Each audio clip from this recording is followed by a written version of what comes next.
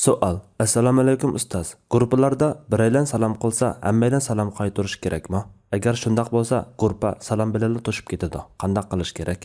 Javob. Va alaykum assalom va rahmatulloh. Gruppalarda yoki to'plarda biraylan salom qilsa, hammaydan salom qaytarishi kerak emas. Balki birisi salom qaytarsa yetarli. Payg'ambar sallallohu alayhi va sallam yo'lda ketayotgan bir to'p kishidan faqat birila yo'l bo'yida o'tirganlarga salom qilsa, o'tirganlardanmi faqat birli kishi ularga salom qaytarsa, hammaylarga kifoya qiladi degan. Imom Navaviy deydi-ki, salomni ilik elish hamma olimlarning birida qarshida farzdir. Birisiga salom qilinganida ilik elishi uningga farzdir. Bir to'pga salom qilinganida ilik elish farz kifoya bo'lib, birisi ilik olsa hammaylarga hisob bo'ladi va hammaylardan farz saqit bo'ladi. Hammasi ilik alsa tang bo'lsin yoki arqa-arqadan bo'lsin, hammasi farzni ado qilgan bo'ladi. Hech biri ilik almasa, hammasi gunohkor bo'ladi.